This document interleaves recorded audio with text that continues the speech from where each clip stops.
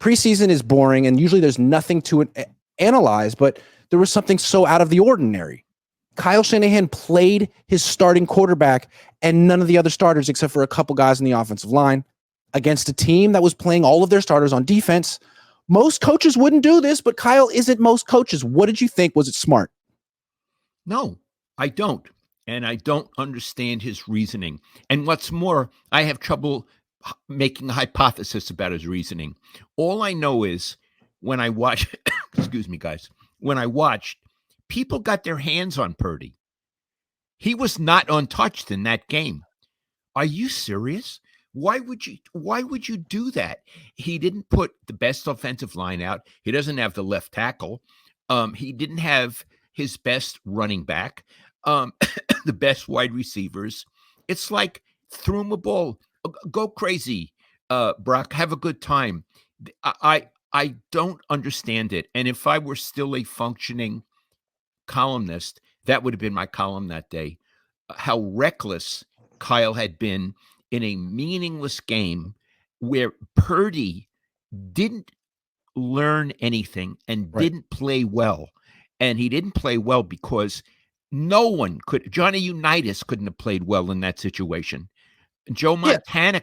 Yeah. And so I'm going to praise Kyle later about a certain thing. But in this, no, I think it was thoughtless and careless. Yeah. Right. There's a risk-reward equation you have to take all the time in football. It's a dangerous sport. The risk is throwing my franchise quarterback on the field with no one that he plays with against a good defense, and he might get hurt in a game that doesn't count. The reward is he'll get a feel for game speed. He knows what game speed is. He's played in the league before. I mean, he's not going to get any extra reps throwing to anyone he's going to be throwing to in the regular season. So it's not like he's working on chemistry with someone. It's just getting his ass kicked, having a bad game, and then escaping. That's what he learned. That wasn't game speed. It was escape speed. Escape speed. It was like escape speed. And again, Iggy, I don't know Kyle. I've never met him. I've never looked him in the eye. There are many things about how he thinks that I don't understand. And if I were in that building as a journalist, boy, would I have a lot of questions for him. I would say, why did you play your quarterback? And then he'd have some, prefabricated answer. If I had the microphone, I would ask a follow-up. I would actually say, Kyle, from my point of view, it was very risky why you did it. Why did you take the chance? Yep. That's what I would have been, the follow-up question. I think it's risky. Why'd you take the chance? Yeah. And he would say something like, well, I mean, it should have been asked. He would say something like, well, it's football. And we can't protect these guys. Fact is, he didn't think that Deebo Samuel should play in that game. He wanted to protect Deebo because having a wide back who can play running back sometimes is so important. But the quarterback needed to go out there and get some knocks and get a little, get a lather up. Like, what are you talking about? Yeah, I don't understand it. I don't. And what's interesting about Kyle is like, he's supposed to be a genius. He's very smart. He thinks things through, but then he'll make a decision like that. It's like, is he insane? Is he not smart? But it's like, no. He's not insane. He is smart. So why did he make this decision? And I think when you start going down that road, like, it's dark. I don't even want to put those motivations on him, but it's like, no, don't even. It's dark. There. It's like, did you want people to see him without did you want people to see that? No Kyle calling plays, no supporting cast. What does Brock look like? Like, I don't know. It seems like Jim Harbaugh, good coaches do their best to prop up their quarterback and protect him.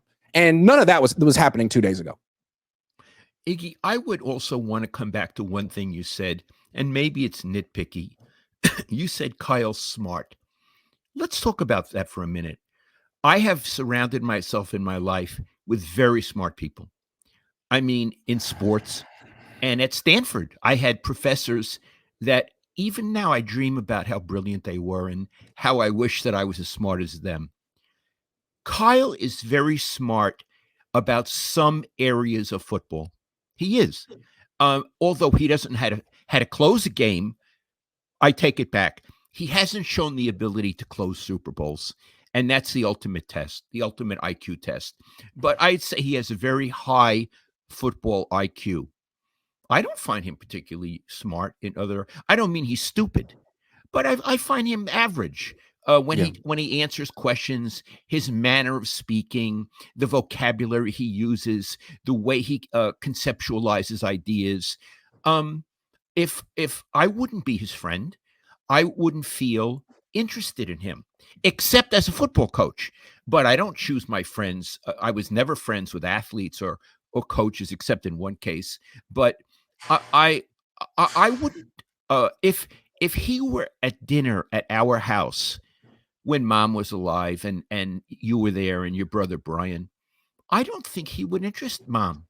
I don't I mean, she'd say, "What movie have you seen? What book have you read recently? What do you think about's happening with the presidential election? What food do you like? What is your favorite cuisine?" Iggy, I don't think he'd be interesting on any of those topics, but he would be interesting on the zone blocking scheme. Yeah.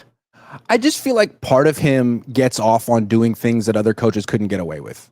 Like if Robert Saleh on the Jets played Aaron Rodgers for 3 series with no starters against a team that had their starting defense out there. I mean, the entire New York media would call him stupid.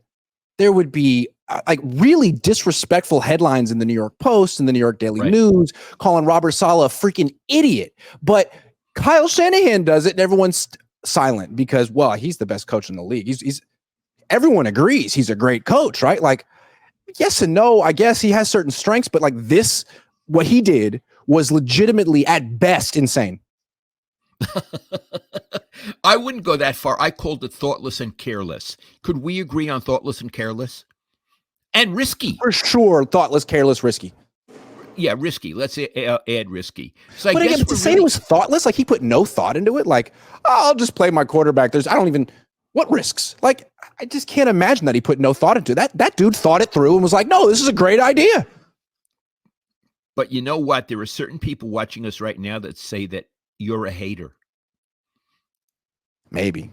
No, All I know is you're if not Brock a got hater. hurt in that game, then people be mad at Kyle, not me. I didn't almost get Brock hurt. Yeah, and also you're not a hater, you're an analyst.